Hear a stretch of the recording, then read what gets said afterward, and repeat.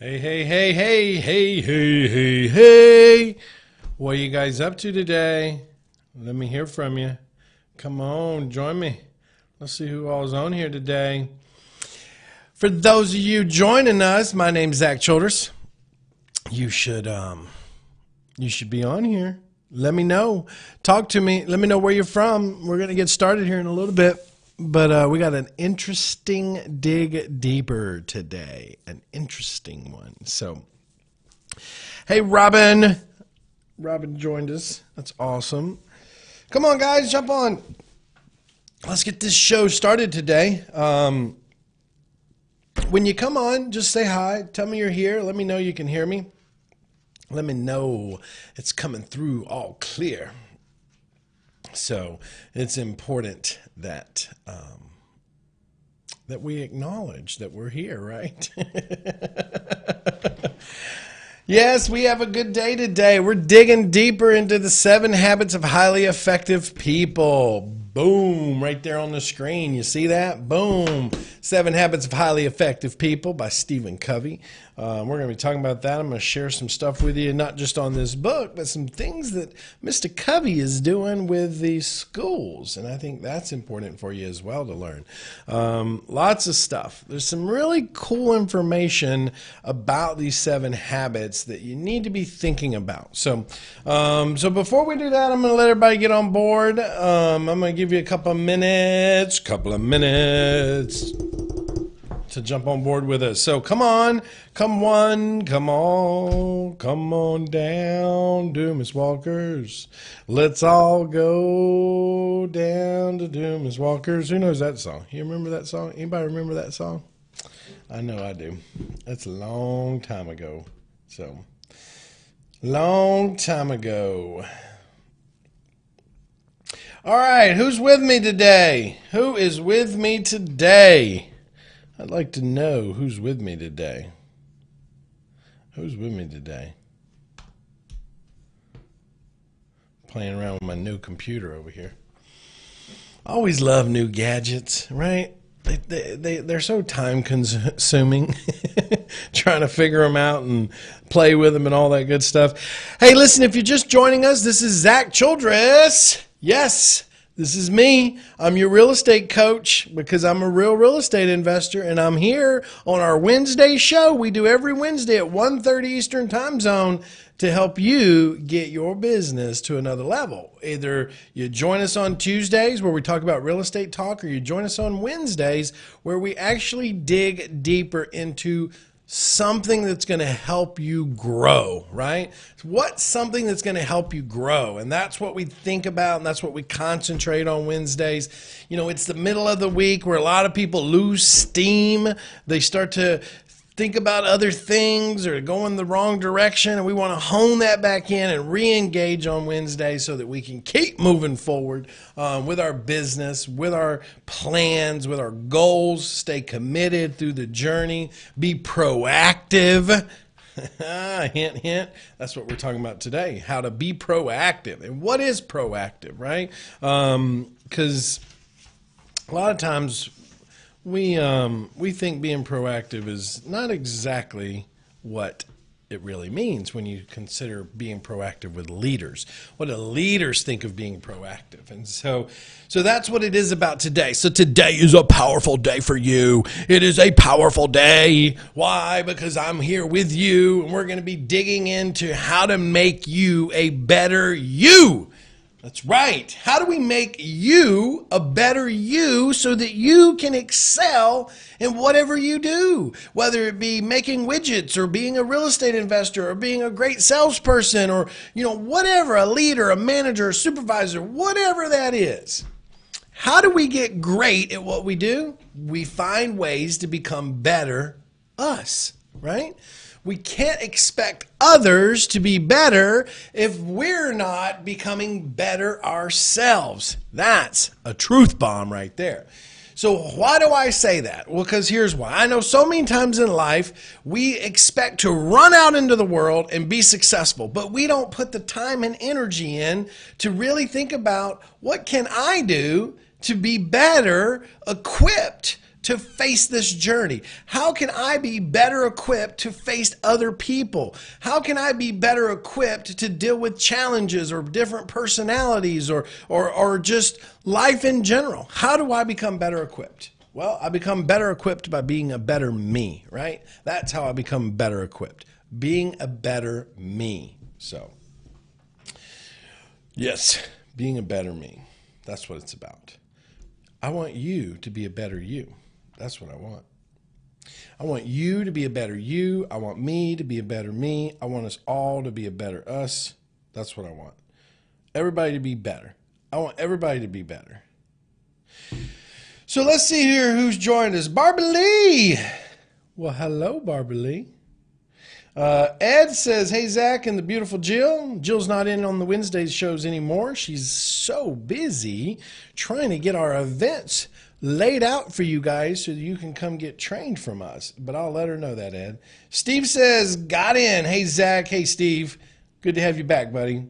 Don says, Kentucky Headhunter here in Lexington, Kentucky. Concert next month. I like that. Awesome. Hey, listen, Kentucky's a good little place. So I like old Kentucky. So anyways, what are we talking about today? We're talking about our Dig Deeper show. Those of you that are just joining us, trying to figure out who is this guy, my name is Zack Childress. I am your real estate coach, and I am a real estate investor. I am all that encompasses real estate. But first and foremost, I'm a child of God, and I'm a father to my kids, right? That's first and foremost. Everything else is just what I do on the side. That's what I have on my Facebook wall anyways. So, Talon says, hey, Zach. Hey, Jill. Hey, Talon. Good to have you here on the show today. We're going to dig into you guys today. We're going to make this show all about how you can get empowered to be a better you. And how are we going to do that? Well, I am going to walk you through the 7 habits of highly effective people. That's what I'm going to do. 7 habits of highly effective people. Now, there's no way in the world that I can go through this entire book, 400 pages in an hour. So what I have decided to do was to help create value for you by giving you small wins along the way. So what we're going to do is we're going to spread this out over the next 7 weeks. So over the next 7 weeks, we're going to cover each one of these habits. So if you've ever wanted to read this book, The 7 Habits of Highly Effective People, if that's a book that you've ever wanted to read, but you've looked at it and said, oh my word, that is so much. Well, good news is I'm going to break it down for you. I'm going to point out the highlights to it. I'm going to really help you digest this in a personal way so that you can grow. So if you guys have any questions right now before we dig in, we're going to start in a couple of minutes. I would highly suggest you type those questions in. I'm all on board to help you guys answer anything that you need right now. Even though this isn't our real estate investing talk show, I'm still a real estate investor, and I'd be happy to help you. Barbara Lee says, praise the Lord, Zach. Good job. Steve says, great book and worth a read. Way to go, Steve. And you know what's great about this book is everyone can take a different outlook on this depending on how you read it or when you read it in your life, right? Different points in my life, I've come back to this book and I receive something different from it each time I read it, depending on where I am in my life. So if you've read it before, well, now you get to embrace my theories and outlooks on what each one of these habits mean to me and what I think they should mean for any of my students that are coming up and trying to learn how to build a business and become a better them in the process. So, all right, any questions that have come in? Let's see. Any questions we got? No questions so far. All right. Well, then let's dig into the learning lesson for today, right? What's the learning lesson? Oh, hey, and by the way, I just want to say thank you to all of you from yesterday's live show where we went into branding yourself. Remember, it starts with a what? A logo, and then it goes into what? Messaging, and then it goes into what? Consistency, right? I had a goal on yesterday's call, and that was to get over 47,000 people that on our page, like our page, follow our page, and I'm happy to report you guys did a great job. I reached my goal yesterday, and we got over 47,000 people now. So thank you for all of you that shared the stream. Thank you to all of you that liked the page. Thank you to all of you that are helping me reach my goals while I'm helping you reach your goals. That's what I love about this community. You guys are helping more people than you know as we move through this process. So I think it's important. All right, let me dig over here. Oh, by the way, this is my bookmark my daughter made me. You see that? I said, baby girl, I need a bookmark. She made me one, and it says, love ya. So, hey, so I'm gonna read you some pieces out of this book. So I hope you guys are okay with a little story time with me today. I got a question that came in. Meredith said, do you believe in a mission statement for a business? Absolutely. Here's why. The mission statement is the core of the purpose, right? A lot of people lose focus because they've never really defined their purpose as in themselves or their business. They're just chasing money, and money is not a purpose. So a mission statement helps you clarify the purpose of why you're doing what you do. That's where a mission statement comes in. So I think it's important that we all have mission statements. So let me just give you a quote. I love this quote. It's actually a quote from Aristotle. Ooh. Oh, Aristotle in the house. He said, we are what we repeatedly do. Excellence then is not an act, but a habit. So let me read it again to you. We are what we repeatedly do. Meaning what? Whatever we're doing is who we are. So if I'm not learning and I'm not progressing, then I am never going to be what I want to be. I'm going to always be what it is I repeatedly do or say to myself. So the next sentence says, excellence then is not an act, but it is a habit. So meaning if you want to live in an excellent state or an extraordinary life, then you have to do what? You have to be in the mode, the mindset, the activities of repeatedly doing the things that create excellence in your life. So I love how they start with that. So, all right, so we're going to dig into the first habit. There's 7 of these, so hang with me for the next 7 weeks, and we can practice one habit each week, and we will have the entire book, The 7 Habits of Highly Effective People by Stephen Covey, not only covered and gone through, but we will actually be in a position to be practicing repeatedly to create habits for these 7 habits, right? So the first one is, if you want to write it down with me, or if you even have your book, we can go through it together. It's called Be Proactive. And I think it's interesting if you go through the first habit and you start looking at what it takes to be proactive, you might be shocked that it's not just about preparation, but there's a lot more in depth into it. So I have 1, 2, 3, 4, 5, 6, 7, 8, 9. I got about 9 pages in the entire first habit that I want to kind of break down for you certain aspects of those pages. You can see I've got some highlights going on here that I want to share with you. So the first one is the principles of personal vision. So let me explain that to you real quick. So the way the 7 habits are broken down, just if you want some clarity on this, habits 1 through 3, right? So habit 1 is be proactive. Habit 2 is beginning with the end in mind before we start. And habit 3 is put first things first. These are all private victories, right? These are all victories that we accomplish ourselves privately, okay? Then that's when we reach what's called an independent state, okay? Once we're in an independent state, to acknowledge to be proactive, how to acknowledge to always work with the end in mind, and to put first things first, then we can move into what's called the public victory, right? The public victories are habits 4, 5, and 6, and that is think, win, right? Because it's public, so therefore it is how can I win and how can you win in a venture together. Number 5 is always going to be one that I like. Seek first to understand, then to be understood, right? And we have a horrible case of this in life where people, I want you to understand me. I want you to understand me. See my point. See my point. Instead of slowing down, taking a breath and saying, well, why is this person doing this? Or why are they saying what they're saying?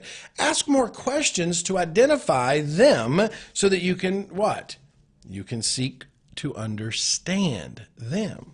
Number 6 is synergize, which then moves us into the interdependent stage, which then is the 7 habit, which is sharpening the saw, which we'll cover. Okay. All right. So here, let me just read you some of this. You hear me talk about this all the time, which is a self-awareness state. Okay. And so he says, principles of a personal vision. We call it self-awareness, or the ability to think about your very thought process. Very well explained on self-awareness. It's the ability to slow down and think about your own processes and how you think about things and how you move forward before you react, being in a self-awareness state. He goes on to say, we are not our feelings. We are not our moods. We are not even our thoughts. The very fact that we can think about these things separates us from them and from the animal world. Self-awareness enables us to stand apart and examine even the way we see ourselves, our self-awareness. The most fundamental paradigm of effectiveness. It affects not only our attitude and behaviors, but also how we see other people. It becomes our map of the basic nature of mankind. Listen to this part again.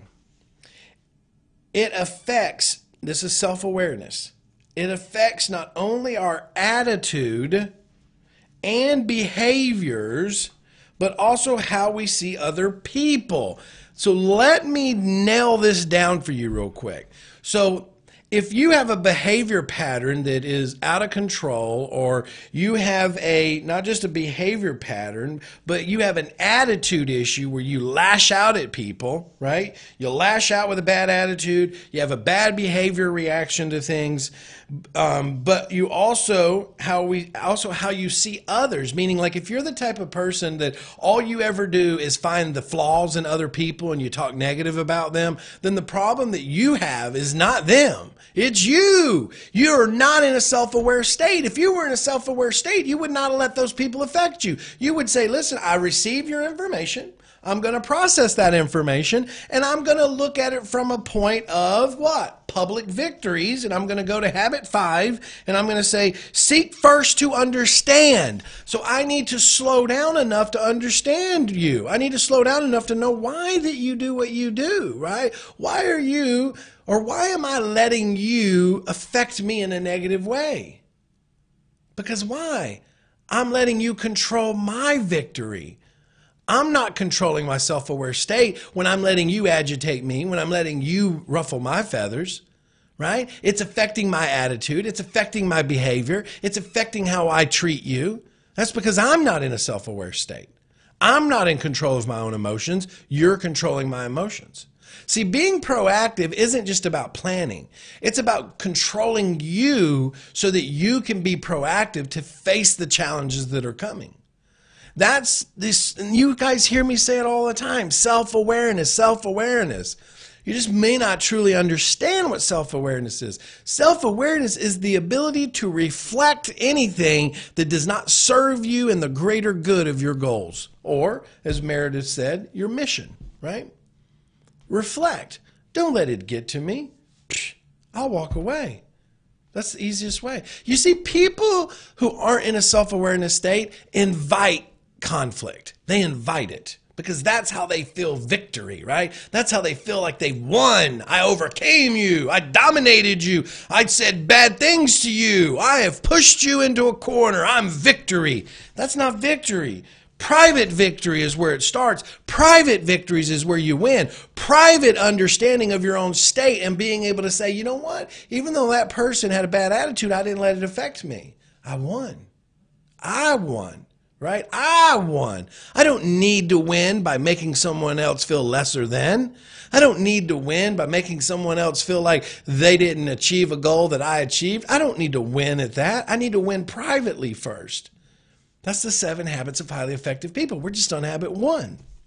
I really need you to understand that, guys. This is a game changer if you put your mind in the right place. Look, talk to me on here, guys. I want to know that you're receiving this information. If you're hearing what I'm saying, just acknowledge it. Let me know you're with me, because I can't see you. I see a camera in front of me, but I'll see you. So, all right, just know, people, and you'll see it. Listen, when you're in a self-awareness state, you will see those very clearly who are not in a self-aware state. Because why? They have bad attitudes. They lash out at people. They have behavior problems. They have the tendency to talk negative about people a lot. And they just don't treat other people with the same level of respect as they should be treating themselves, right?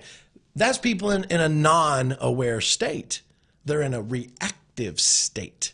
And a reactive state is not a proactive state, right? So listen to me. Listen to me. So, all right, the social mirror. All right, you guys ready for this? I know some of you ain't going to like this. Am I getting anybody acknowledging this?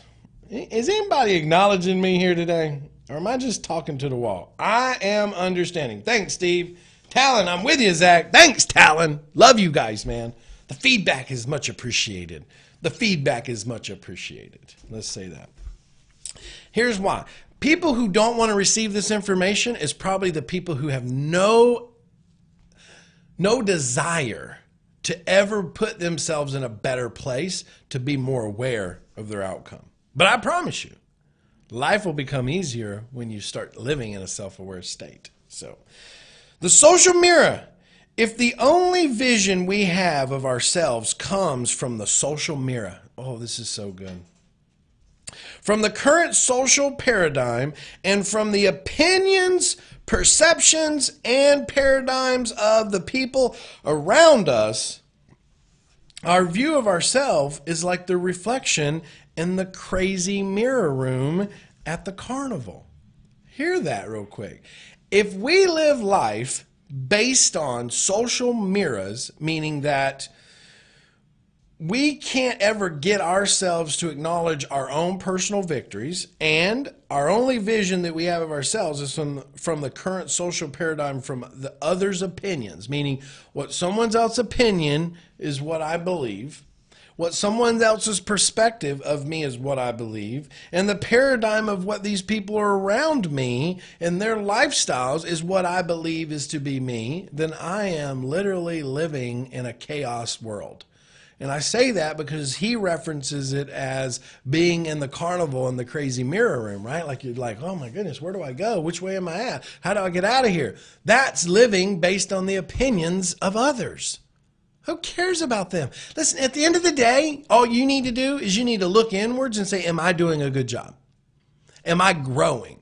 Am I succeeding? Am I good at my job? If I have goals in my job, am I setting good goals and am I accomplishing those goals and growing? Then I'm doing a good job. Do I have tasks that I'm supposed to be getting done? I'm doing a good job. Am I spending time with myself to grow my business? And is my business getting small wins? I'm doing a good job.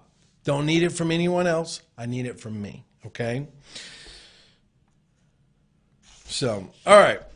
The next one is between stimulus and response. This is a great little acknowledgement where he talks about, there's stimulation that creates a response, right? And so many of you, and maybe not you watching me, but maybe someone who watches me later, we tend to respond from stimulus before we think about the stimulation, right? And that's a reactive person. You did something I didn't like and I respond. Right? You did something I didn't like and I respond. And a lot of times that response is what? Negative. It's negative. It's negative.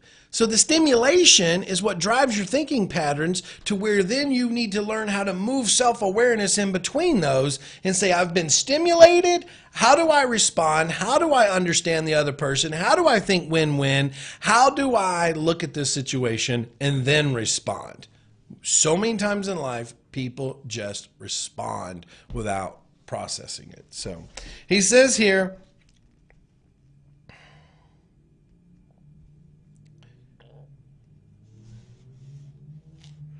oh, so he's talking about Frankl. Frankl was well, they call him a determinist. And he was raised in the tradition of Freudian psychology, Sigmund Freud. So, which postulates that whatever happens to you as a child shapes your character and personalities and basically governs your whole life. So if you guys know anything about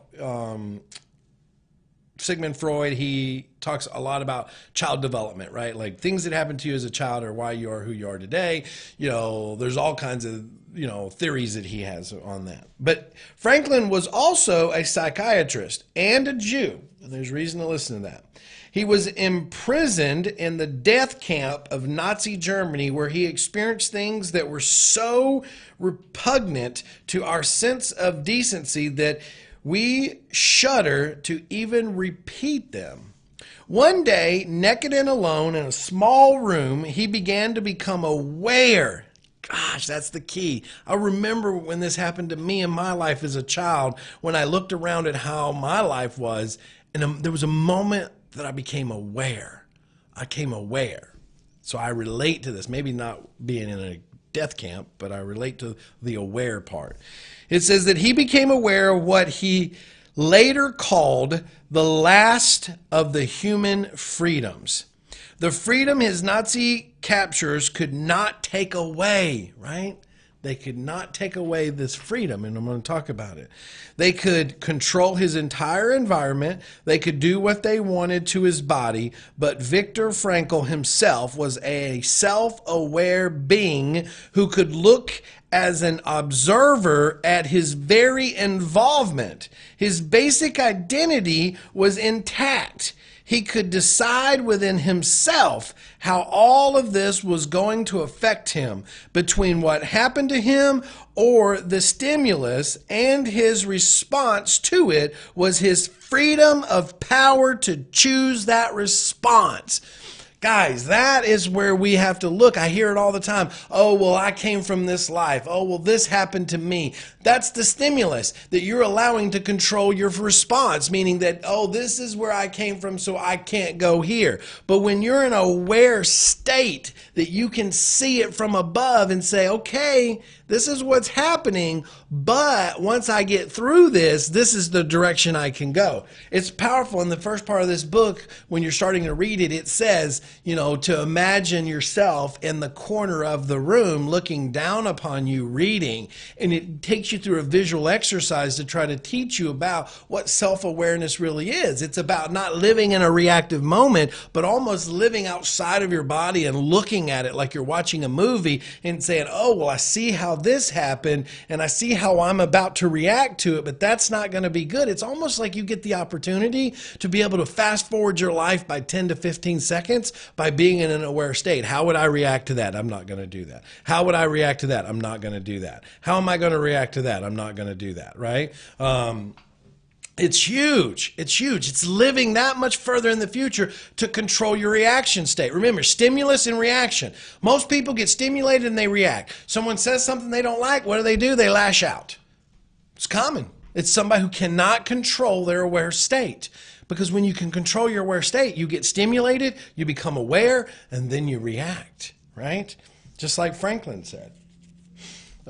He goes on to say here, between stimulus and response, man has the freedom to choose. Listen, my mother, bless her soul, well, she's still here and I still bless it. She raised me and always said to me, Zach, the most powerful thing you have control over is your choice and how you react and what you do. Your choice. Your choice. It's your choice on how you react to things or how you choose to move forward. I mean, and here's my mom. I can tell you she never read this book.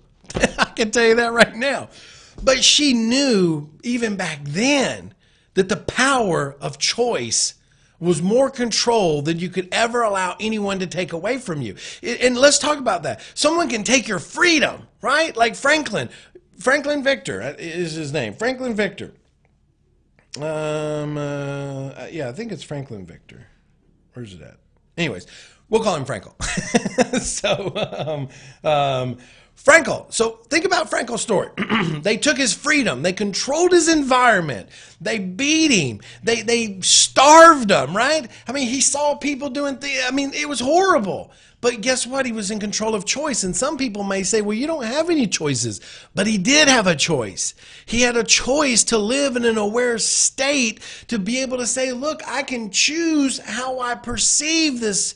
I can choose on where I want to take my thoughts. I can choose on the things I want to think about. I can choose in the direction I want to go. That's power right there. Within the freedom to choose are those endowments that make us uniquely human. Here we go. We're going to talk about them. Imagination, which I think is crucial. The ability to create in our minds beyond our present reality. We have conciseness, a deep inner awareness of right and wrong, of the principles that govern our behavior, and the sense of the degree to which our thoughts and actions are in harmony with them. That's a powerful one. And we have independent will. Whoo, man. Read the Bible sometime. One of the things that we were always given was what? The power of choice. We got the power of choice. And what? Our own will. We were given will and choice, right? The choice to choose, right? Sin or good. We were given that choice. And the willpower to move forward with it, right?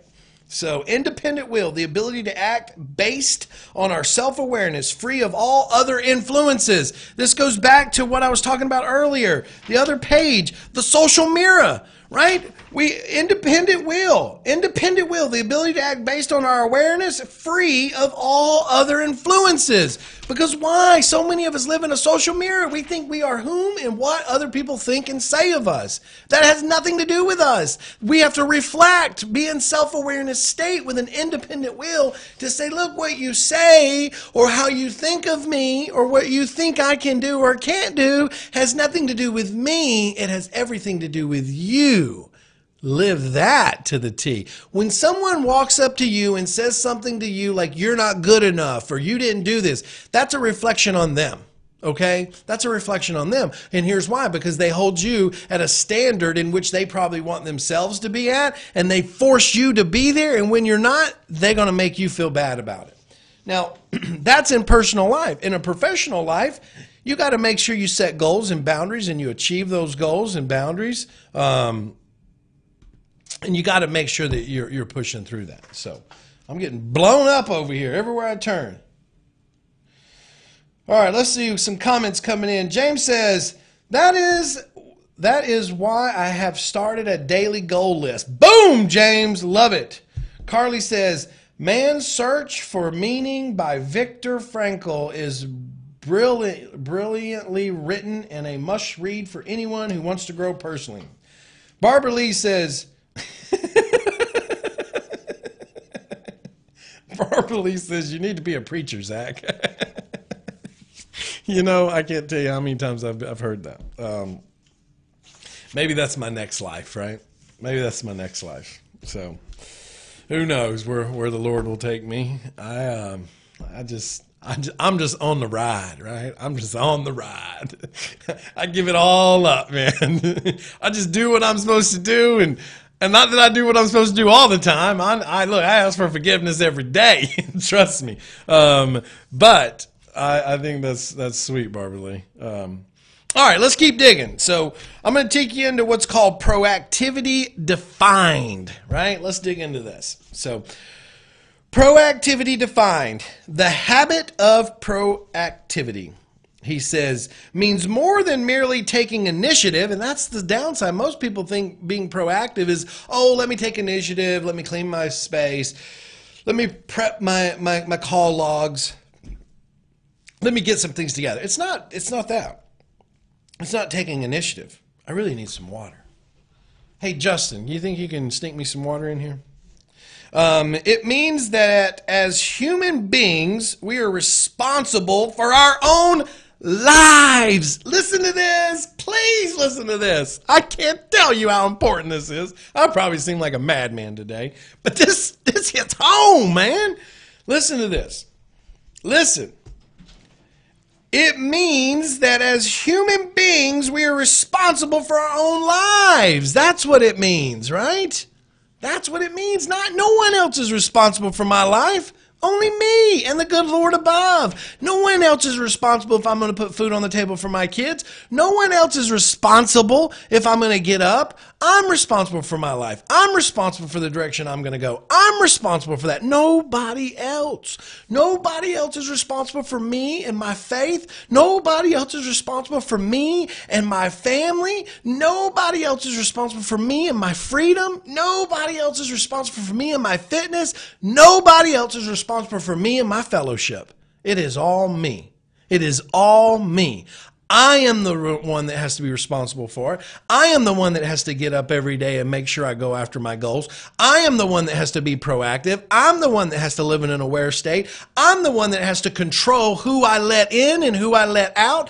I'm the one that has to control the negativity and the people who want to lash out and how to stay in a self-awareness state and control my state. I'm the one, right? Our behavior is a function of our decisions, not our condition, okay? We can subordinate feelings to value. We have the initiative and the responsibility to make things happen. Let's talk about this, responsibility. Oh, Toby joined us. Hey, Toby. I'm sorry for my tardiness, she says. Well, we're just happy you're here. Adriana says, amen. I love it. Meredith says, the spirit, what does that say? The spirit is with you. Oh, man, don't you know, Meredith? That's absolutely true.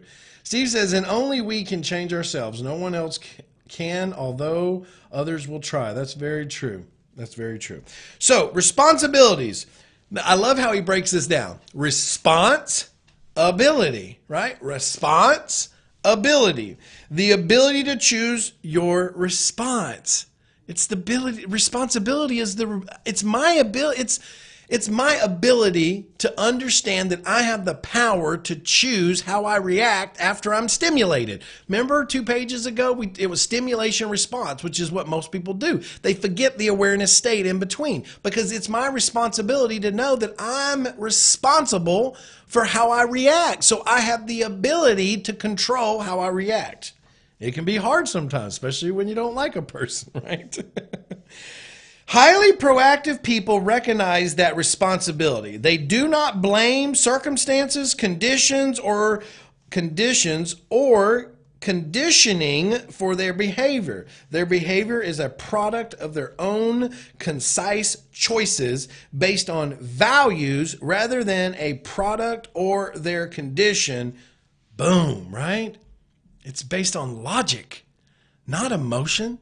It's based on my values, not emotion. Meredith, like you said, it's based on my mission statement, not emotion.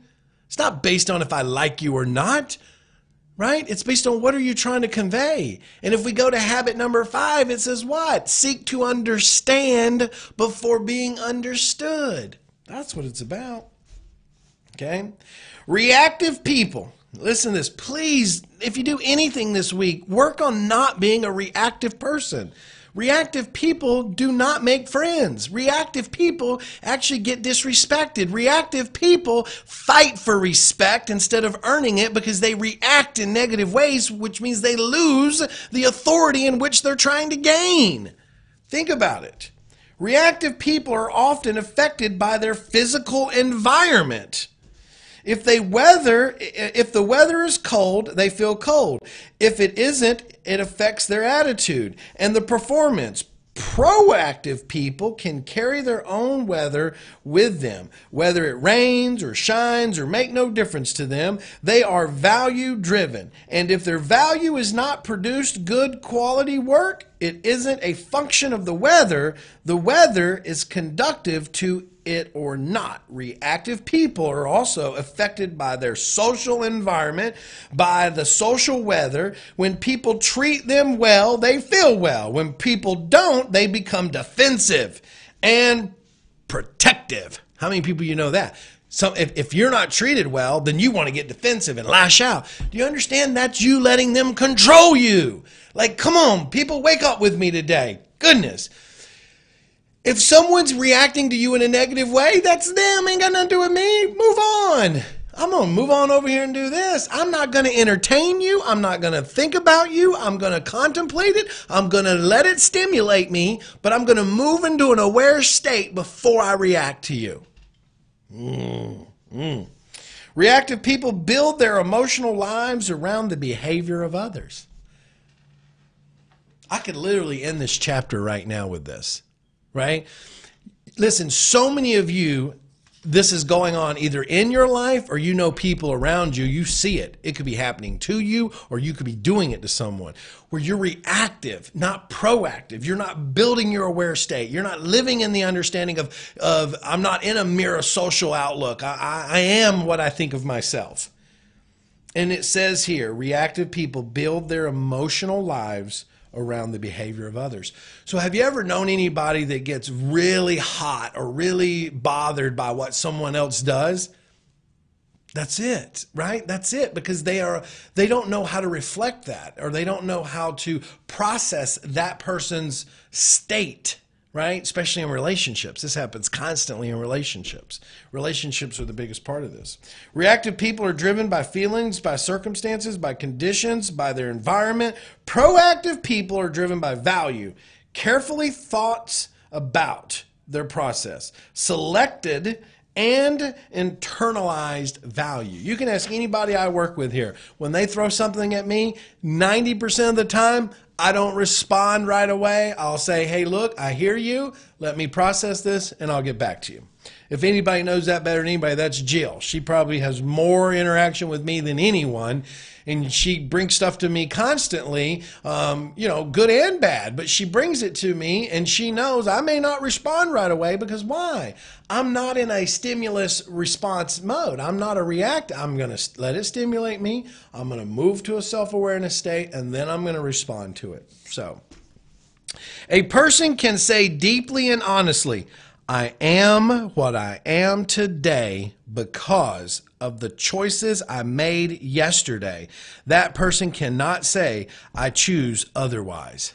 Listen to this. Guys, write this one down. Whew. This is powerful. You ready? You ready? You ready, ready, ready? A person. Well, let me just read the whole little section to you. I admit this is very hard to accept emotionally, especially if we have had years and years of explaining our misery in the name of circumstances or someone else's behavior that has controlled our outcome. But until you can say deeply to yourself and honestly to yourself, I am what I am today because of the choices I made yesterday, then you will release your exterior environment and realize it has everything to do with you. It has everything to do with you. If you're not where you are financially, it's you. If you're not where you are physically, it's you. If you're not where you are with your faith, it's you. If you're not where you are with your family, it's you. If you're not where you are with your fellowship with others, it's you. If you're not where you want to be with your freedom, it's you. If you're not where you want to be with your company that you work for, it's you. That's what it boils down to, guys. It's your choice to be proactive and understanding stimulation creates a response, but how you respond is the self-awareness state to be able to see that response and make the choice. Okay? Taking the initiative. Taking initiative does not mean being pushy, does not mean being obnoxious or aggressive, right? Some people think if they're trying to take control, that if they bully you and be aggressive with you, that you'll follow. It does not mean recognizing our responsibilities to make things happen. Now, he has a section here where I wanted to read it. How much time do I have? Let's see. What else do I need? Let me just go through it. Over the years, I have frequently counseled people who wanted better jobs to show more initiative, to take interest and aptitude tests to study the industry, even a specific problem and organization they are interested in, are what they're interested in facing, and then to develop an effective presentation showing how their abilities can help solve the organization's problem. It's called solution selling. And this is a key paradigm in business success. The response is useful agreement. Most people can see how powerful such an approach would affect their opportunities for empowerment or advancement, but many of them fail to take the necessary steps, the initiative to make it happen. I don't know where to go to take the interest and aptitude test.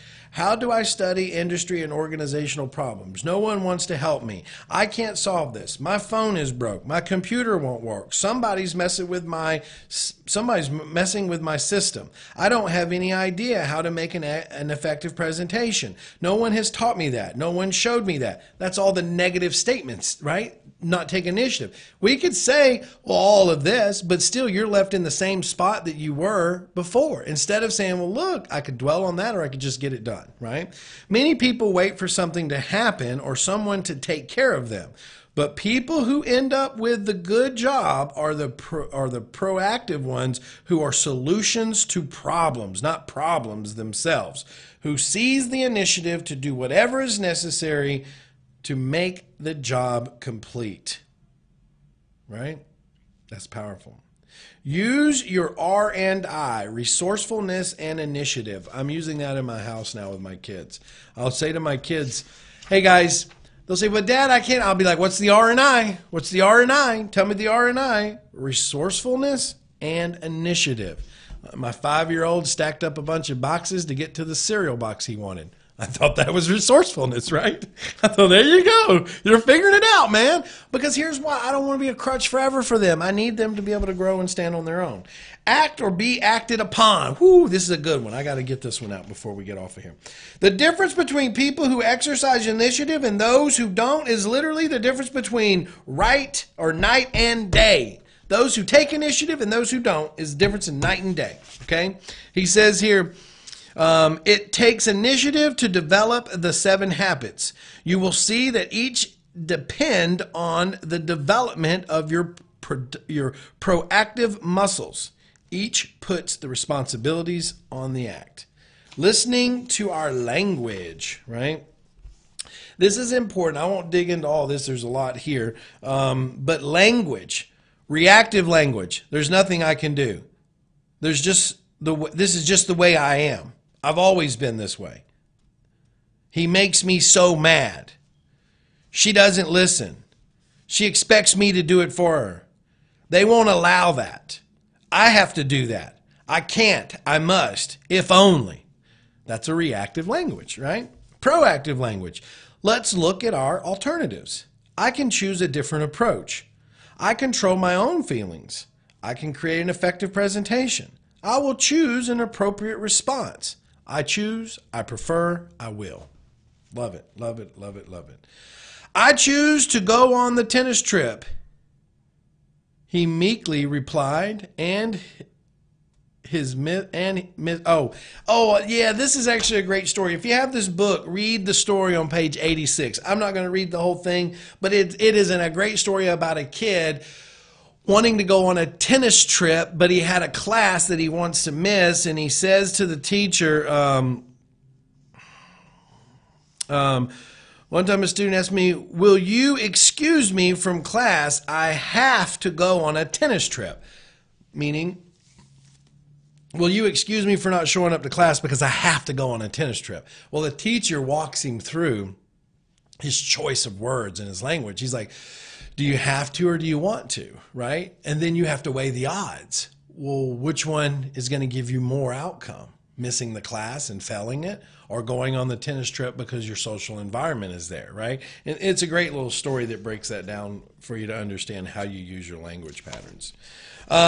Direct, indirect, and non-controlled, right? The problem we face fall in one of three areas: direct control, problems involving in our behavior; indirect control, problems involving in other people's behavior; or non-control, problems we can do nothing about, such as the past or situation reality.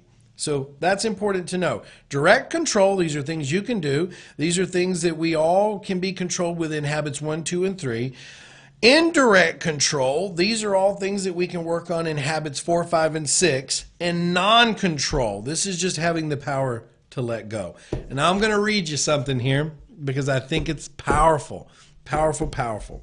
Because this is all about how to let go, right? Self-awareness state. How do we move from stimulation to response, from stimulation to aware to a response, right? How to let go of all of the language patterns like it won't work, it ain't working for me, it's broke, this won't happen, and move to more of an initiative state, to be more proactive. How am I going to fix it? If I don't know how to do it, where am I going to put the time in to learn how to do it, right? If I don't know Excel, well, what did I do? I learned Excel. When I first started, I didn't know how to build a website, but I didn't have the money to buy a website. So what did I do? I learned how to write code to build a website, right?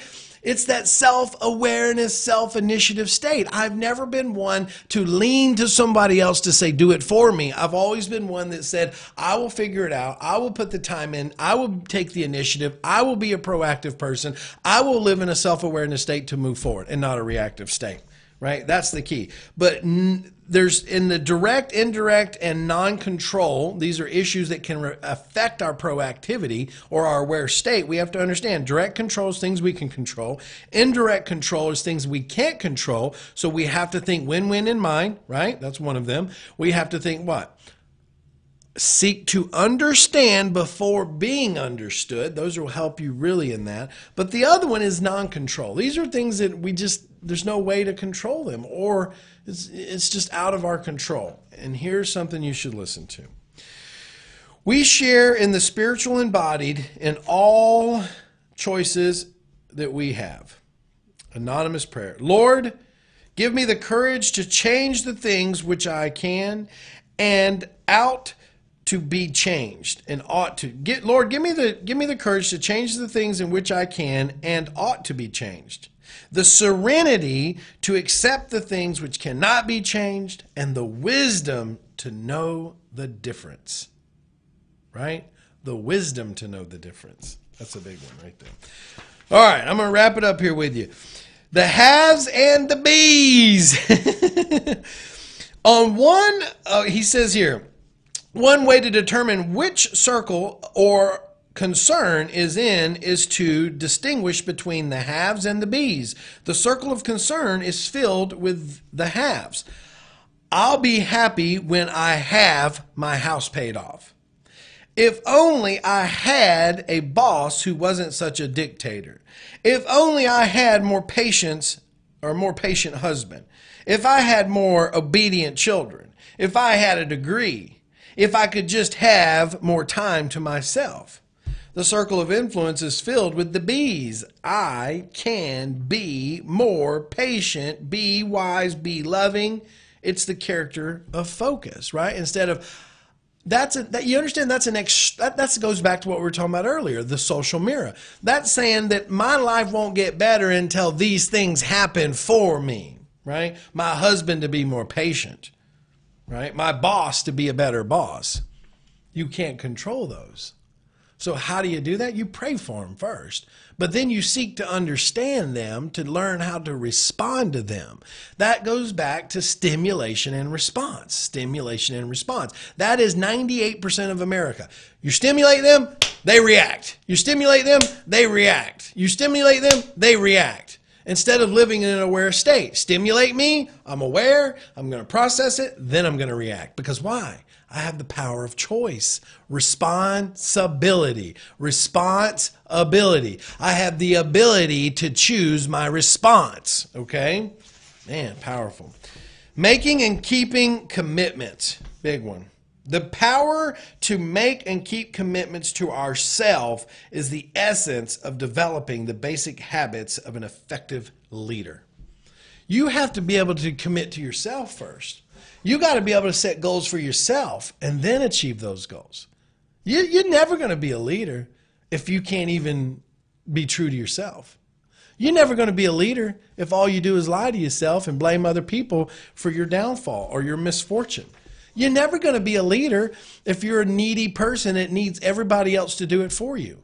You're never going to be a leader if you can't take initiative and figure it out on your own. You're never going to be a leader if you cannot move into an aware state.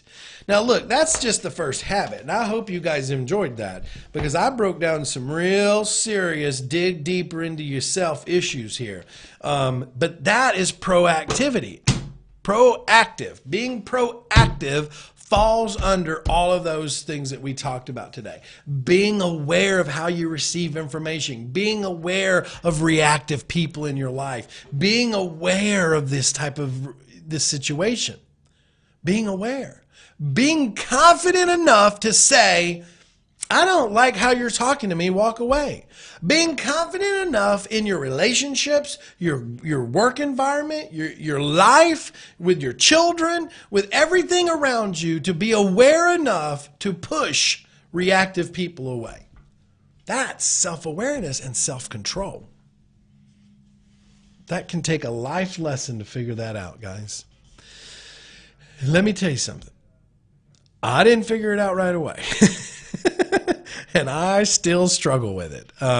But I struggle with it because why?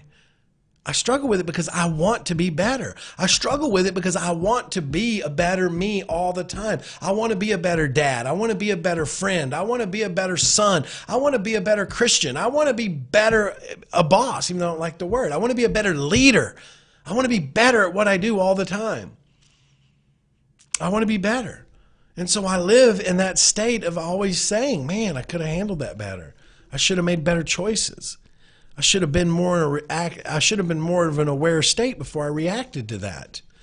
And I can tell you this, over the last 5 years, I've gotten a lot better. I lived in a very dysfunctional environment for a long time. And a lot of controlling, a lot of, just negativity. And one of the hardest things I ever had to do was get out of that. But I can tell you that I probably, now that I think back, I probably could have handled it different if I would have been more aware of living in an aware state, right? Because I was not seeking to understand. I was seeking to be understood of why my feelings were this way, and you need to acknowledge that. Instead of saying, well, let me acknowledge your feelings first. See, and when someone's driven by ego, they can't be there. When someone's driven by ego, they cannot be in a state of saying, let me understand you before you understand me. It's a control thing. They're ego-driven, right? They're ego-driven, and they want you to understand them before they'll even entertain the idea to understand you.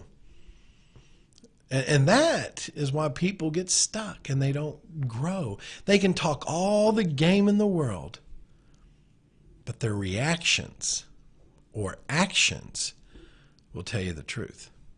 So when you're in an aware state, not only are you becoming a better person, but you're also being aware of the people around you and how they respond to the things that come at them. And then you really know who you should be connecting with in a deeper relationship. Because I will promise you, as you grow personally and in your business, and you dig deeper, you're going to want to be around people who understand self-awareness. Because that's when you are connected on a much deeper level with someone and you respect each other on a deeper level. Self-awareness people will naturally grow towards each other because they're in a state of being very conscious about how others are reacting. So when I'm watching you and I'm watching how you respond and I see how you respond, I know where you are and I know what you need help with. And I'm not here to tell you you're broken or anything. And you could take my advice and throw it out the window. But what I am here to say is if you want to grow and you want to be a better you and you want to dig deeper, you got to think about these things. So anyways, guys, I hope you've enjoyed our Dig Deeper class today. That was our dig deeper into the 7 habits of highly effective people, and we covered the first habit. Now, when we come back next Wednesday, we're going to be talking about beginning with the end in mind. The end in mind. So, let's see here. Toby says, thank you so much, Zack Childress. You're welcome, Toby. Edward says, there's always room for improvement. Yes, there is, Edward, but here's the thing. Define improvement, right? Everybody always says, oh, I could improve. But when you ask them, what are you going to improve on and how? That's where you dig into the source, right? Toby says, oh, God. Steve says, thanks, Zach. Great book. Excited to hear the rest with the group. Awesome. James says, this true coaching, taking the time to guide. Love it, James. Toby says, me too. Ignacio says, wow, love this message. Meredith says, awesome. Love you guys, man. Toby says, love this class. This is the Serenity Prayer. Wisdom. Yes, it is. Yes, it is. Talon says, I'm calling some investors, but most are saying they only deal with owners. How do I deal with this, Zach? Well, here's the thing. You can't make them work with you, right? You just have to acknowledge, I'm a wholesaler, and I get deals at a discount. You know, if you'd like to work with me, you know, please, I'll put you on a follow-up list. I'll send you out what I get. You just got to keep touching them, Talon. I love the message in the messenger. Thanks, Talon. Shrew says, thank you, Zach. You're welcome, you're welcome, you're welcome, you're welcome. I saw one down here. There it is, Phyllis. Phyllis says, hey, Zach, can you tell me how I can get a seller to accept a $10 earnest money deposits? How?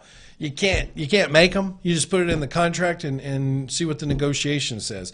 If they say, well, we would like more, then you could always say, well, look, I'll start with 10, and after I do my inspections and all that, if I feel like it's something I want to stay in, I'll add more. And that gives you as a wholesaler the ability to get it locked down for $10. You run through your inspection contingency, which is the period in which you got to wholesale. And if you wholesale it, great. They can add the extra earnest money. If not, then you get out and you get your $10 back or give it to them. But that would be my approach. Well, I'll give you 10 until I do the inspection. If everything looks good, then I'll add another $500 or $490. So hope that helps you, Phyllis. All right, guys, we're an hour in. I wish you all much success, and I'll see you guys back here next week, right? Every Tuesday, 1:30 Eastern time zone is our real estate investing talk. Every Wednesday, we go live for our Dig Deeper show. We're going to be doing some remodeling into the studio. So next week, I think we're going to be filming from the house. So I'll be welcoming you back into my home office next week. And I'll be happy to hang out with you from home. We'll see you guys. Zack Childress, I'm out. Bye now.